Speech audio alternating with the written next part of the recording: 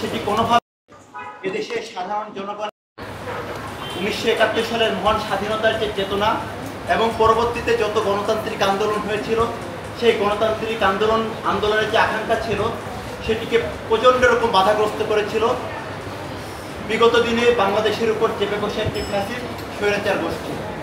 সেই দীর্ঘ 1.5 দশকের আন্দোলন সংগ্রামের মধ্য দিয়ে এবং সর্বশেষ জুলাই আগস্টের গণ অভ্যুত্থানের মধ্য দিয়ে যে সকল তরুণ স্বপ্নবাজ তরুণেরা এই বিগত ফ্যাসিস্ট স্বৈরাচার পতন আন্দোলনে সম্মুখ সারিতে থেকে রাজপথে আন্দোলন সংগ্রাম চালিয়েছিল এবং সর্বশেষ 24 জুলাই আগস্টের গণ অভ্যুত্থানে বুলেটের দলের সামনে দাঁড়িয়ে এদেশকে নিরাপদ রাখার জন্য এবং একটি নিরাপদ শিক্ষা প্রতিষ্ঠানের জন্য যে সকল স্বপ্নবাজ তরুণেরা রাজপথে সম্মুখ সারিতে দাঁড়িয়ে এই খুনি ফ্যাসিস্ট হাসিনার রক্তচক্ষু উপেক্ষা করে স্লোগান তুলেছিল, তাদেরই একজন ছিল শহীদ শাহরিয়ার আলম শাম্য। আমরা দেখলাম যে গণ অভ্যুত্থান পরবর্তী প্রায় 9 মাস পরে সেই গণ অভ্যুত্থানের একজন সম্মুখ সারির যোদ্ধা এই ঢাকা বিশ্ববিদ্যালয়ে কিভাবে ঢাকা বিশ্ববিদ্যালয় সংলগ্ন এরিয়াতে সন্ত্রাসীদের ছুরিকাঘাতে কিভাবে নির্মমভাবে হত্যাকাণ্ডের শিকার হয়েছে। বিগত 15 বছরে আমরা দেখেছি ঢাকা বিশ্ববিদ্যালয় কিংবা তার সংশ্লিষ্ট এরিয়াতে ঢাকা বিশ্ববিদ্যালয়ের কোনো শিক্ষার্থীদেরকে হত্যাকাণ্ডের শিকার হতে হয়নি, কিন্তু আমরা দেখলাম যে নিরাপদ ক্যাম্পাস বিনির্মাণের লক্ষ্যে আমরা দীর্ঘদিন ধরে আন্দোলন সংগ্রাম করেছিলাম। সেই গণ অভ্যুত্থান পরবর্তী সময়ে এই ক্যাম্পাস সংলগ্ন এরিয়াতে আমাদের একজন সহযোদ্ধা একজন নেতৃত্বকে আমরা একজন সন্ত্রাসীর মাধ্যমে কতিপয় সন্ত্রাসীদের ছুরিকাঘাতের মাধ্যমে তাকে আমাদের শেষ বিদায় জানাতে হয়েছে। প্রিয় উপস্থিতি, আপনাদের মাঝে আমাদের আজকের এই সংবাদ সম্মেলনের যে প্রেস নোট লিখিত বক্তব্য পাঠ করবেন বাংলাদেশ জাতীয়তাবাদী ছাত্রদল ঢাকা বিশ্ববিদ্যালয়ের সংগ্রামী সভাপতি গণেশ চন্দ্র রায় সাহস।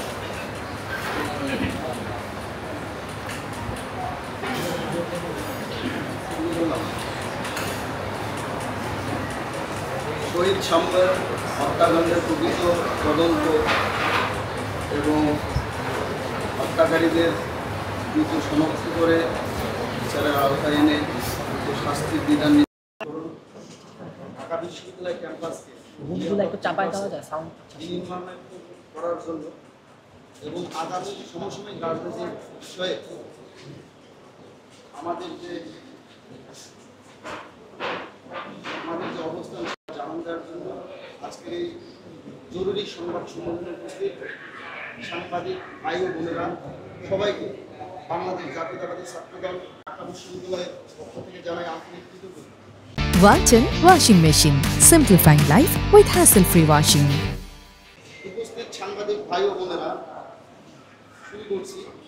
আপনারা সকলেই জানেন যে বিগত 13 মে দিবাগত রাতে শহরতলী উদ্যানস্থ ঢাকা বিশ্ববিদ্যালয়ের ক্যাম্পাসের প্রবেশদ্বারে সন্ত্রাসীদের নির্মমভাবে ছুরিকাঘাত করে হত্যা করে 24 জুলাই আন্দোলনের সম্মুখ সারির নেতা ঢাকা বিশ্ববিদ্যালয়ের শিক্ষা ও গবেষণা ইনস্টিটিউটের 2018-19 সেশনের মেধাবী শিক্ষার্থী ও বাংলাদেশ জাতীয়তাবাদী ছাত্রদল স্যার এদ রহমান বলেন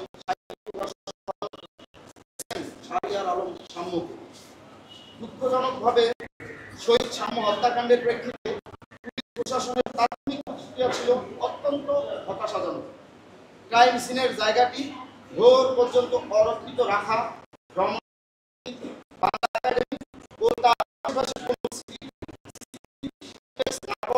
অস্বাভাবিক বিষয়াবলী ঘটনাটিকে আরো সন্দেহজনক করে তোলে। পরবর্তীকালে অনলাইনে প্রকাশিত এক প্রত্যক্ষদর্শী ব্যক্তির ভাষ্যমতে শহীদ শাম্যকে যে সময় ছুরিকাঘাত করা হয় সে সময় ঘটনাস্থলে কতিপয় পুলিশ সদস্যের উপস্থিতি ছিল, কিন্তু শহীদ শাম্যকে ছুরিকাঘাতের পরে ঘটনাস্থলে জড়ো হওয়া বিক্ষুব্ধ জনতা খুনিদেরকে আটকে রেখে উক্ত পুলিশ সদস্যদের কাছে সাহায্য চাইতে গেলে তারা তা না করে বরং খুনিদেরকে ছেড়ে দিতে উৎসাহিত করে। এখন পর্যন্ত সেখানে উপস্থিত পুলিশ সদস্যরা কেন বা কাদের অনুরোধে আসামিদের ছেড়ে দিয়েছিল তার কোনো সদুত্তর প্রশাসনের পক্ষ থেকে পাওয়া যায়নি। শহীদ সাম্য হত্যাকাণ্ডের তদন্ত কার্যেও আমরা প্রচণ্ড ধীরতা লক্ষ্য করেছি। প্রায় 13 দিন পর ঢাকা মেট্রোপলিটন পুলিশ ডিএমপি কমিশনের নেতৃত্বে একটি সংবাদ সম্মেলনের মাধ্যমে যে তথ্য উপস্থাপন করা হয় তাও ছিল অত্যন্ত অস্পষ্ট ও বিভ্রান্তিকর। সেই সংবাদ সম্মেলনে উপস্থিত তথ্য অনুযায়ী শহীদ সাম্যকে হত্যা করা হয় হত্যাকারীদের হাতে থাকা একটি ট্রাজার গানকে কেন্দ্র করে। অথচ কর্তব্যরত ডাক্তারের হাস্যমতে শহীদ সাম্যের উরুতে ছুরিকাঘাতের মাধ্যমে অত্যন্ত সুচারুভাবে তার ফিমোরাল আর্টারি নামক একটি গুরুত্বপূর্ণ ধমনী কেটে দেওয়া হয়, যার ফলে মাত্র 2-3 মিনিটের মধ্যেই অত্যধিক রক্তক্ষরণে মৃত্যুমুখে পতিত হয় সে। পরিচয় দেওয়ার পরেও একজন ঢাকা বিশ্ববিদ্যালয়ের শিক্ষার্থী এবং সুপরিচিত ছাত্রদল নেতাকে এমন একটি তুচ্ছ বিষয়ে আক্রমণ করে অতি পেশাদার উপায়ে হত্যা করার পিছনে অন্য কোনো ষড়যন্ত্র আছে নাকি নেই সে বিষয়ে স্পষ্ট করে কোনো তথ্য জানাতে ব্যর্থ হয়েছে ডিএমপি কর্তৃপক্ষ। এর মাধ্যমে এটি পরিষ্কারভাবে প্রতীয়মান হয় যে শহীদ সাম্য হত্যাকাণ্ডের মূল রহস্য এখনো উদ্ঘাটিত হয়নি। কিন্তু তা সত্ত্বেও রহস্য উদ্ঘাটনের অসত্য দাবি করে পুলিশ প্রশাসন উক্ত সংবাদ সম্মেলনে অস্পষ্ট ও ব্যাখ্যাতীত বিভিন্ন তথ্য উপস্থাপনের মাধ্যমে জনগণকে এ বিষয়ে বিভ্রান্তি বেড়াজালে আবদ্ধ করে রেখেছেন। ডিএমপির উক্ত সংবাদ সম্মেলনে অস্পষ্টতা ও বিভ্রান্তিকরভাবে তথ্য উপস্থাপনের বিষয়ে শহীদ সাম্য পরিবারও তাদের অসন্তোষ প্রকাশ করেছেন বলে জানা গেছে। প্রত্যক্ষদর্শীদের বয়ানে আরও জানা যায় যে এখনও সোহরাওয়ার্দী উদ্যানের মাদকের সিন্ডিকেটটি নিয়ন্ত্রণকারীদের সাথে ছাত্রলীগের পলাতক সন্ত্রাসীদের ঘনিষ্ঠ যোগাযোগ রয়েছে এবং রাতের আধারে ছাত্রলীগের সন্ত্রাসীদের নিরাপদ আড্ডাস্থলে পরিণত হয়েছে সোহরাওয়ার্দী উদ্যান। অথচ বারবার স্মরণ করিয়ে দেওয়ার পরেও বিশ্ববিদ্যালয় প্রশাসন আবাসিক হলসমূহে নানান উপায়ে লুকিয়ে থাকা ছাত্রলীগের সন্ত্রাসীদেরকে চিহ্নিত করে আইনের আওতায় আনতে অনীহা ও গাফিলতি প্রদর্শন করেছে ঢাকা বিশ্ববিদ্যালয় প্রশাসন। তাই শহীদ সাম্যর মতন একনিষ্ঠ সহযোদ্ধাকে হারানোর পরে বিতাড়িত হৃদয় নিয়ে আজ আমাদের লক্ষ্য করতে হচ্ছে যে ঢাকা বিশ্ববিদ্যালয়ের প্রশাসনিক কাঠামোর পাশাপাশি আবাসিক হল সমূহেও নানান উপায়ে ছলে বলে কৌশলে পতিত আওয়ামী ফেসিবাদের দোসর শিক্ষক কর্মকর্তা ও কর্মচারীদেরকে ক্ষমতায়ন করা হচ্ছে, চিহ্নিত করে বেকায়দায় ফেলা হচ্ছে বিগত সময়ে ফেসিবাদ বিরোধী আন্দোলনের সাথে বিভিন্নভাবে জড়িত কর্মকর্তা কর্মচারীদের। বিভিন্ন হলে আবাসন বন্টনের ক্ষেত্রে ছাত্রদলের নেতাকর্মীদের প্রতি বৈষম্যের মতন দুঃখজনক সংবাদও লক্ষ্য করা গেছে। জানা গেছে যে হল প্রশাসন সমূহের অসহযোগিতা ও স্পষ্ট বৈষম্যমূলক আচরণের কারণে ফেসিবাদী আওয়ামী লীগের শাসনামলের মতন এখনো বৈধভাবে হলে থাকার সুযোগ পাচ্ছে না বাংলাদেশ জাতীয়তাবাদী ছাত্র দলের অনেক নেতাকর্মী, যার ফলস্বরূপ দেখা যাচ্ছে যে হাজারো প্রাণের বিনিময়ে যে ফেসিবাদ থেকে বাংলাদেশ আজ মুক্ত হয়েছে সেই ফেসিবাদী শক্তির জয় বাংলা স্লোগান দেওয়া হচ্ছে ঢাকা বিশ্ববিদ্যালয়ের আবাসিক হলসমূহে। দেয়ালে বিরাট আকারে লেখা হচ্ছে সেই ভিন্ন খুনিদের দলীয় স্লোগান।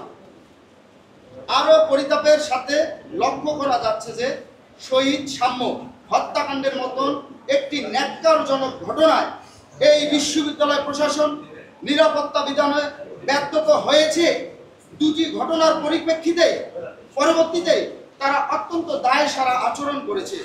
বিশেষ করে বিশ্ববিদ্যালয়ের শিক্ষার্থীরা শহীদ সাম্য নিহত হবার পরে ক্যাম্পাসের অভিভাবক হিসাবে উপাচার্যের সাথে নিজেদের আবেগ প্রকাশ করলে তিনি যেরূপ বালখিল্য ও অপেশাদার আচরণ করেছেন তা অনলাইনে ও অফলাইনে সর্বসাধারণ কর্তৃক অত্যন্ত সমালোচিত হয়েছে।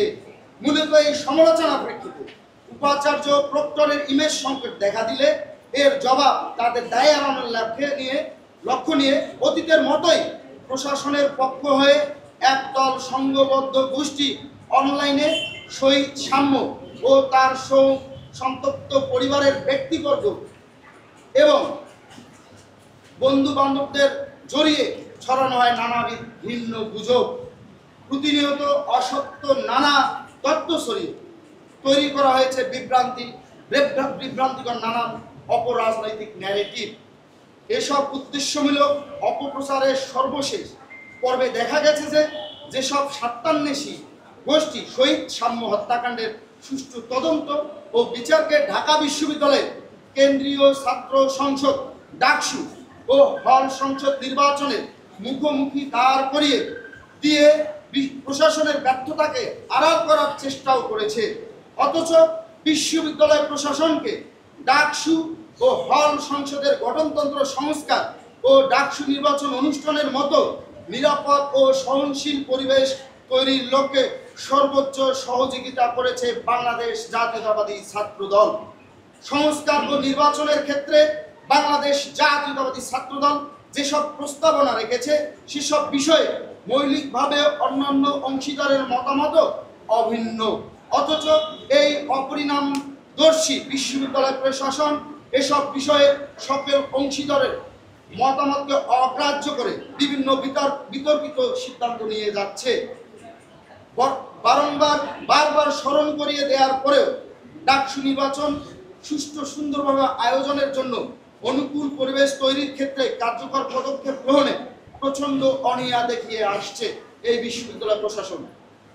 উল্লেখ্য যে ঢাকা বিশ্ববিদ্যালয় ও এর আশেপাশে এলাকায় যে প্রচণ্ড অনিরাপদ পরিবেশ বিরাজমান রয়েছে সে বিষয়ে বারবার বিশ্ববিদ্যালয় প্রশাসনকে স্মরণ করিয়ে দেয়া হলেও প্রশাসন তাতে বিন্দুমাত্র ভ্রুক্ষেপও করেনি। ঢাকা বিশ্ববিদ্যালয় ক্যাম্পাসে তোফাজ্জল হত্যাকাণ্ড ও গণিত ভবনের সামনে ঝুলন্ত লাশ দেখা গেলেও প্রশাসন ক্যাম্পাসের অভ্যন্তরে কিংবা পার্শ্ববর্তী এলাকায় নিরাপত্তা বৃদ্ধির জন্য কোনো কার্যকরী পদক্ষেপ গ্রহণ করেনি। এছাড়াও ফ্যাসিবাদ বিরোধী ঘৃণা স্তম্ভ মুছে ফেলা চারুকলা অনুষদের অভ্যন্তরে প্রবেশ করে ফ্যাসিবাদের মুখাকৃতিতে অগ্নিসংযোগের সাথে সংশ্লিষ্ট ছাত্রলীগের চিহ্নিত সন্ত্রাসীদেরকে ধরতে ব্যর্থ হওয়া, জুলাই গণঅভ্যুত্থানের চলাকালে শিক্ষার্থীদের ওপর হামলাকারী ছাত্রলীগ নেতাকর্মী ও তাদের সহযোগী শিক্ষক কর্মকর্তাদের তালিকা প্রকাশে গাফিলতি, ক্যাম্পাসে বিভিন্ন নিষিদ্ধ সংগঠনের অবাধ বিচরণ এবং রাজু ভাস্কর্যের পাদদেশে নিষিদ্ধ একটি সংগঠনের সদস্যদের দ্বারা ঢাকা বিশ্ববিদ্যালয়ের শিক্ষার্থীদের মারধর, ক্যাম্পাস ও তৎসংলগ্ন এলাকায় মাদক সিন্ডিকেট দমন ও উদ্বাস্তু নিয়ন্ত্রণে কোনো দৃশ্যমান পদক্ষেপ না নিয়ে বহিরাগত নিয়ন্ত্রণ নিয়ে ঢাকা বিশ্ববিদ্যালয়ের শিক্ষার্থীদের ও অন্যান্য শিক্ষা প্রতিষ্ঠানের শিক্ষার্থীদের মুখোমুখি দাঁড় করানো এবং বিশেষত অনলাইন ও অফলাইনে নারী শিক্ষার্থীরা নানাবিধ হয়রানি হেনস্থার শিকার হয়ে লিখিত অভিযোগ দিলেও কোনো ব্যবস্থা নিতে অনীহা প্রদর্শনের মতন গুরুতর রকমের দায়িত্ব জ্ঞানহীনতার বহিঃপ্রকাশ ঘটিয়েছে এই বিশ্ববিদ্যালয় প্রশাসন। সেই সাথে দেশের বিভিন্ন শিক্ষা প্রতিষ্ঠানে গণতান্ত্রিক মত প্রকাশের ক্ষেত্রে যে রকম পরিকল্পিত ও সহিংস উপায়ে বাধা সৃষ্টি করা হচ্ছে সে বিষয়টিও ঢাকা বিশ্ববিদ্যালয়ের শিক্ষার্থীদের নিরাপত্তাহীনতার অনুভূতিকে আরো তীব্রতর করে তুলেছে। বাংলাদেশ জাতীয়তাবাদী ছাত্রদল ঢাকা বিশ্ববিদ্যালয় মনে করে যে উপরোক্ত ঘটনাসমূহের প্রেক্ষিতে এবং আমাদের বারংবার আহ্বানে সাড়া দিয়ে সঠিক সময়ে কার্যকরী পদক্ষেপ নিলে ক্যাম্পাসের নিরাপত্তা নিশ্চিত করা সম্ভব হতো এবং প্রশাসন কর্তৃক ক্যাম্পাসে নিরাপত্তা নিশ্চিত করা সম্ভব হলে শহীদ সাম্য হত্যাকাণ্ডের মতো শোচনীয় ঘটনা হয়তো কখনোই ঘটিত না। তাই বাংলাদেশ জাতীয়তাবাদী ছাত্রদল মনে করে যে দীর্ঘ লড়াই সংগ্রাম এবং 24শে জুলাই গণঅভ্যুত্থানের মাধ্যমে আওয়ামী ফ্যাসিবাদী শক্তির পতনের পরবর্তীকালে ঢাকা বিশ্ববিদ্যালয়ের শিক্ষার্থীরা যে নিরাপদ ও স্বাধীনভাবে মত প্রকাশের উপযুক্ত ক্যাম্পাসের আকাঙ্ক্ষা বারে বারে প্রকাশ করে এসেছে, সেরকম ক্যাম্পাস বিনির্মাণে প্রয়োজনীয় পদক্ষেপ গ্রহণে বর্তমান বিশ্ববিদ্যালয় প্রশাসন সম্পূর্ণভাবে ব্যর্থ হয়েছে এবং ন্যক্কারজনক নানান ঘটনা ঘটে যাবার পরেও তাদের গা ছাড়া মনোভাবের মাধ্যমে ক্যাম্পাসের নিরাপত্তা বিধানে তাদের অযোগ্যতারই বহিঃপ্রকাশ ঘটেছে। নিরাপদ ক্যাম্পাস আমাদের অধিকার, সুতরাং সেই অধিকার থেকে বঞ্চিত হবার পর হাজার হাজার ছাত্র জনতার রক্তের উপর দাঁড়িয়ে নিরাপদ ক্যাম্পাস বিনির্মাণে যে অঙ্গীকারে আবদ্ধ হয়ে এই প্রশাসন দায়িত্ব গ্রহণ করেছিল, সেই প্রতিশ্রুতি রাখতে না পারার ব্যর্থতা এই প্রশাসন কোনোভাবেই এড়িয়ে যেতে পারেন না। তাই এই বিশ্ববিদ্যালয় প্রশাসন বিশেষ করে এই শিক্ষাঙ্গনের নিরাপত্তার বিষয়ে দায়িত্বশীল উপাচার্য এবং প্রক্টর অবিলম্বে পদত্যাগ করে যোগ্যতার ব্যক্তিদেরকে এই গুরু দায়িত্ব পালনের সুযোগ করে দেয়া এবং নতুন প্রশাসনের হাত ধরে ঢাকা বিশ্ববিদ্যালয় ক্যাম্পাসকে একটি নিরাপদ ও সুন্দর শিক্ষাঙ্গন হিসাবে গড়ে তোলার যৌক্তিক দাবি আবারও আপনাদের সামনে আমরা তুলে ধরছি। এবং এর পাশাপাশি দ্রুততম সময়ে শহীদ সাম্য হত্যাকাণ্ডের সত্যিকার রহস্য জনসাধারণের নিকট উন্মোচন ও বিচার কার্য যথাযথভাবে সম্পূর্ণ করে খুনিদের সর্বোচ্চ শাস্তি নিশ্চিত করো এবং নিরাপদ ক্যাম্পাস বিনির্মাণের দাবিতে বাংলাদেশ জাতীয়তাবাদী ছাত্রদল ঢাকা বিশ্ববিদ্যালয়ের চলমান আন্দোলন আগামী দিনে আরো তীব্রতরভাবে চলমান থাকবে বলে আমরা দৃঢ় প্রত্যয় জ্ঞাপন করছি এবং এই যৌক্তিক আন্দোলন যথাসাধ্যভাবে যুক্ত হওয়ার জন্য আপনাদের মাধ্যমে ঢাকা বিশ্ববিদ্যালয়ের সর্বস্তরের শিক্ষার্থী সহ সকলের প্রতি আন্তরিকভাবে আহ্বান জানাচ্ছি। বাংলাদেশ জিন্দাবাদ, বাংলাদেশ জাতীয়তাবাদী ছাত্রদল জিন্দাবাদ। সবাইকে ধন্যবাদ।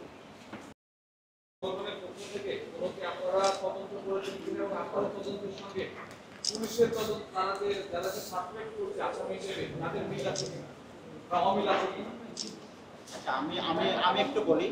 প্রথমত হচ্ছে এই বিষয়টা নিয়ে প্রথম দিন থেকে একদম ওই রাত থেকে আমরা থানাতে ছিলাম এবং এই যে ভোরবেলাতে চূড়ান্ত উদ্যানে যাওয়া, এটা একদম আমাদের চাপ প্রয়োগের কারণে পুলিশ প্রশাসন নিয়ে আমি নিজে দায়িত্ব নিয়ে তখন রমনা টিসি সহ আমরা চূড়ান্ত উদ্যানে যে দেখি যে জায়গাটিতে ঘটনা ঘটেছিল সেই জায়গাটি তখনও অরক্ষিত। তখন আমরা দ্রুত গতির সাথে জায়গাটিতে যাতে সুরক্ষিত করা হয় তদন্তের সাথে, তখন আমি নিজে দাঁড়িয়ে থেকে সেটা করেছি এবং তখন পর্যন্ত আমরা ঢাকা বিশ্ববিদ্যালয়ের কোনো প্রশাসনকে সেখানে আমরা দেখতে পাইনি। এবং একই সাথে পরবর্তীতে ডিবিতে যখন মামলাটি হস্তান্তর করা হয়, ডিবির সকল কর্মকর্তাদেরকে আমি দায়িত্ব নিয়ে সার্বিকভাবে সকল তথ্য তাদেরকে সরবরাহ করে আমাদের কাছে যতটুকু তথ্য ছিল এবং ওই সকালে যারা প্রত্যক্ষদর্শী আমি পেয়েছিলাম, আমরা এখানে ছিলাম, তাদের কাছ থেকে বিভিন্ন তথ্য সংগ্রহ করে আমরা ডিবিকে দিয়েছি এবং ওই তথ্যের ভিত্তিতে কিন্তু ডিবি অনেক দূর তাদের কার্যক্রম এগিয়ে নিতে পেরেছে।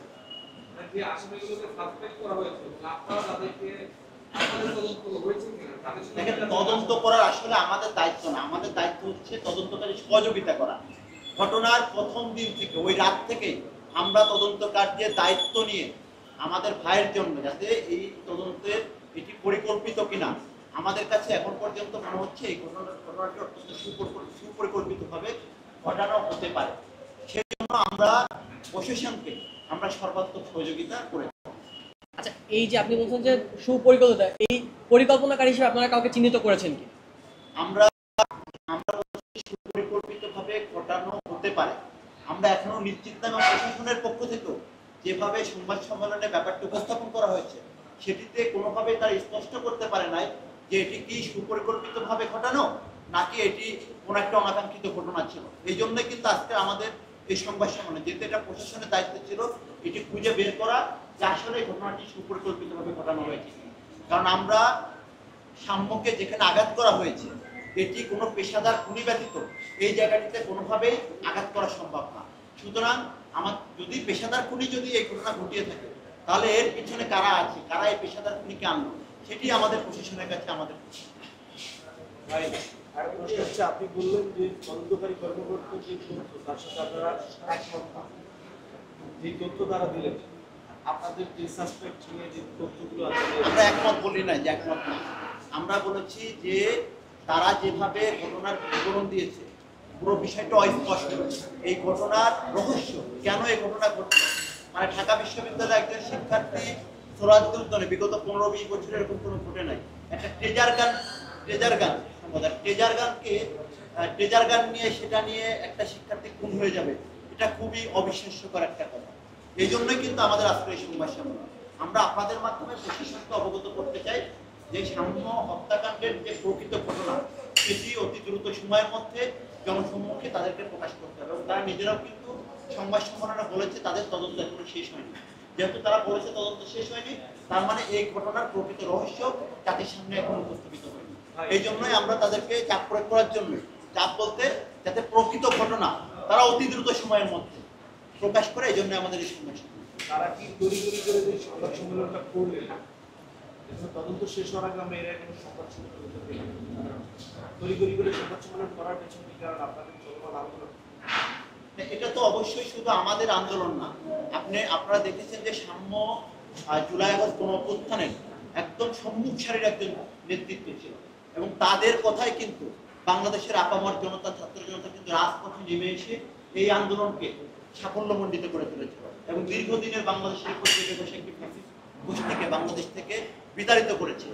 সুতরাং তার মতো একজন সম্মুখ সারির নেতৃত্ব যখন এরকম ঢাকা বিশ্ববিদ্যালয়ের মতো একটি জায়গায় সংলগ্ন এরিয়াতে নির্মমভাবে হত্যাকাণ্ডের শিকার হয়, তখন কিন্তু এদেশের প্রত্যেকটি নাগরিক কিন্তু এই ব্যাপারটি নিয়ে প্রচন্ড রকম উদ্বিগ্ন ছিল। তো এই ঘটনার প্রকৃত ঘটনাকে সেটি জানার জন্য কিন্তু তার উন্মুখ হয়েছিল। সেটিরই ধারাবাহিকতায় কিন্তু প্রশাসন হয়তো বা তড়িঘড়ি করে জাতির সামনে এটি একটা সংবাদ সম্মেলন আয়োজন করেছে। আমরা দেখেছি রাজশাহী বিশ্ববিদ্যালয়ে দুটি ছাত্র সংগঠনের মধ্যে আমরা দেখেছি ঘটনা ঘটেছে। আমি একটা বিষয় বলি, এই বিষয়টা আমরা আমাদের প্রেসিডেন্টে বলেছি যে দেখেন, ঢাকা বিশ্ববিদ্যালয়ের ক্যাম্পাস যদি নিরাপদ হতো, এখন পর্যন্ত যে সন্ত্রাসী সংগঠনকে ফৌজদারি আইনের ভিত্তিতে তাদেরকে নিষিদ্ধ করা হয়েছে, সেই সংগঠনের নেতাকর্মীরা রাতের আধারে ঢাকা বিশ্ববিদ্যালয়ের বিজয় একাত্তর হলে জয় বাংলা স্লোগান দিচ্ছে। সুতরাং কোনোভাবেই ঢাকা বিশ্ববিদ্যালয়ের ক্যাম্পাস নিরাপদ নয়। হলে হলে আমরা আবারও আপনাদের সামনে বলছি, ঢাকা বিশ্ববিদ্যালয়ের প্রত্যেকটি হলে হলে এখনো ফ্যাসিস্ট খুনি হাসিনার দোসরেরা, সন্ত্রাসী সংগঠন ছাত্রলীগের নেতাকর্মীরা অবস্থান করছে, যারা বিগত দিনে সাধারণ শিক্ষার্থী সহ ভিন্ন মতের উপর দমন নিপীড়নের সাথে সরাসরিভাবে জড়িত।